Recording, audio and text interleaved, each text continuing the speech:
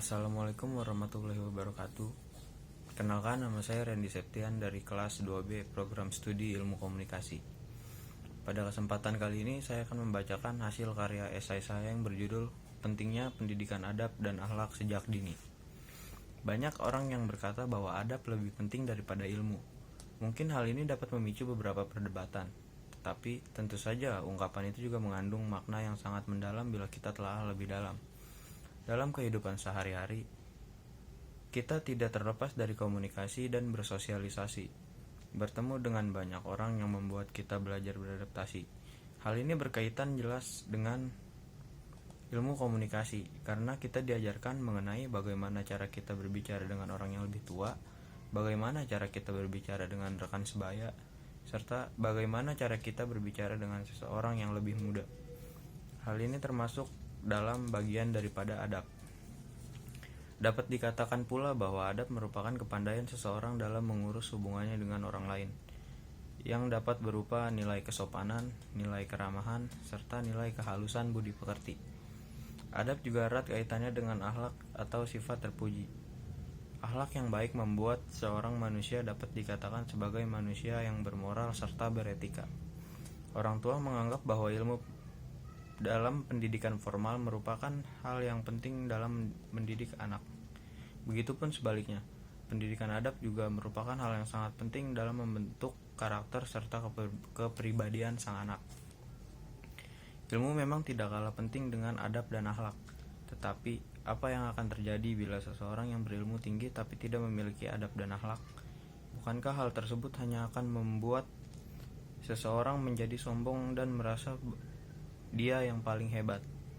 Bahkan dalam agama Islam dikatakan bahwa iblis menguasai ilmu langit dan bumi, tetapi dia sangat sombong. Hal ini pula yang akan terjadi kepada generasi penerus kita apabila orang tua, guru, dan para pembimbing hanya mementingkan pengajaran ilmu daripada adab dan akhlak yang baik. Perubahan zaman yang semakin cepat juga sangat berpengaruh terhadap tumbuh kembang anak usia dini, karena anak-anak belajar dari apa yang mereka lihat, mereka dengar, dan mereka rasakan. Hal ini sangat berpengaruh karena media sosial tidak hanya memuat unsur positif, tetapi juga unsur negatif. Tidak jarang juga kita mendengar anak-anak di bawah umur menggunakan ungkapan-ungkapan kasar yang kurang etis dan kurang nyaman untuk didengarkan. Bahkan, sepertinya hal ini bukan hanya dialami di lingkungan sekitar, karena banyak video pada media sosial yang menunjukkan anak-anak sedang bermain game sambil memaki temannya. Bahkan banyak anak di bawah umur yang melakukan tindakan-tindakan yang melanggar norma-norma di masyarakat yang entah terpengaruh melalui media sosial atau lingkungan sekitarnya. Banyak kasus-kasus yang melanggar norma, bahkan sampai kasus kriminal yang terjadi di Indonesia, yang ternyata pelakunya merupakan anak-anak di bawah umur atau remaja. Hal ini membuktikan bahwa pentingnya pendidikan yang mengajarkan adab dan akhlak mulia sejak dini masih kurang. Seperti yang terjadi di Bayah Tugu, Desa Bayah Barat, Kecamatan Bayah, Kabupaten Lebak, Provinsi Banten. Berdasarkan Freakout Media, ditemukan mayat tanpa identitas dalam keadaan tangan dan kaki terikat tali sudah membusuk. Dari penyelidikan polisi, diketahui mayat tersebut adalah mayat seorang ODGJ yang berjenis kelamin laki-laki yang berusia sekitar 35 tahun. Mayat tersebut diperkirakan sudah meninggal selama 5 hari karena badannya sudah membusuk dan dipenuhi belatung. Yang semakin membuat ironisnya kasus ini adalah karena para pelaku yang ternyata masih pelajar SD dan SMP. Para pelaku yang berinisial AD yang berumur 13 tahun, MA berumur 14 tahun, MI berumur 15 tahun, dan HB yang berumur 13 tahun melakukan penganiayaan terhadap korban dengan cara dipukuli, dikencingi, lalu dibakar berulang kali hingga korban meninggal dunia. Inilah akibat dari kurangnya edukasi kepada anak-anak sejak usia dini.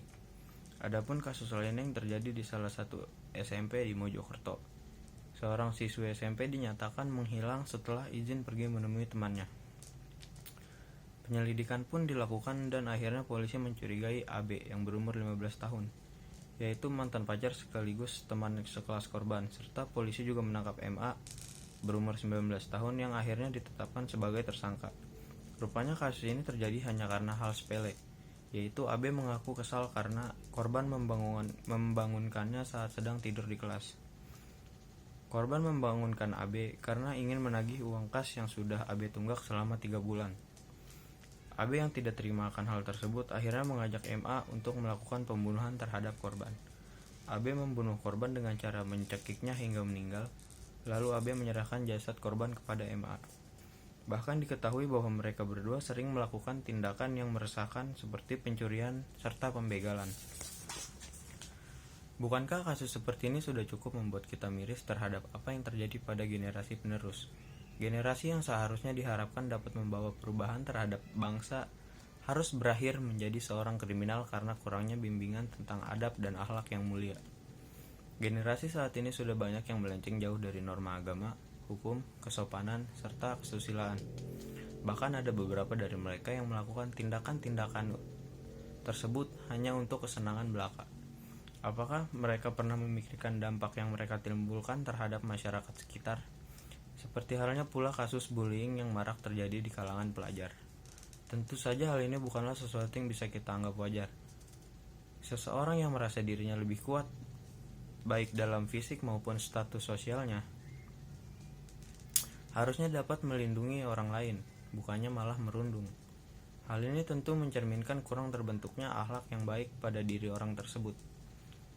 Perundungan pula harus dihentikan sedini mungkin karena hal ini memiliki efek yang berkepanjangan, seperti dapat memicu dendam ataupun membuat korban menjadi tidak percaya diri sampai melakukan hal-hal yang dapat merugikan dirinya sendiri. Mungkin sekarang kita sudah bisa menganggap bahwa kekerasan, pencurian, bahkan sampai pembunuhan bukan lagi hal yang identik dengan kejahatan orang dewasa, karena anak di bawah umur pun sudah berani melakukan kejahatan yang serupa. Siapakah yang harus disalahkan jika sudah seperti ini? Apakah guru yang mengajar di sekolah, atau bahkan orang tua sebagai orang yang membimbing anaknya di rumah? Siapapun yang salah, tentu saja kita harus ikut andil dalam menyelesaikan kasus seperti ini. Kasus seperti ini harus bisa dihentikan oleh kita dengan memulai mengajarkan adab dan akhlak mulia kepada generasi penerus. Tidak harus melalui pendidikan formal di sekolah-sekolah. Kita bisa mulai mengajarkan melalui lingkungan yang terdekat, yaitu lingkungan keluarga dan lingkungan sekitar. Inilah mengapa kita harus menyadari pentingnya pendidikan adab dan akhlak mulia sejak dini tanpa mengesampingkan pentingnya pendidikan ilmu. Adab dan akhlak mulia membuat seorang manusia tidak kehilangan arah dan menjadi pribadi yang negatif. Mengajarkan apa yang baik dan tidak baik, serta mengajarkan apa yang benar dan yang salah, tetapi dengan memperhatikan sisi komunikasi agar membuat mereka seperti dibimbing dan diayomi, serta tidak membuat mereka seakan-akan sedang dihakimi.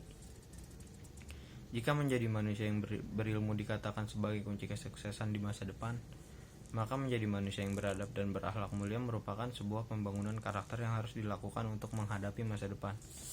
Karena ilmu tanpa adab seperti api tanpa kayu bakar, dan adab tanpa ilmu seperti jasad tanpa ruh.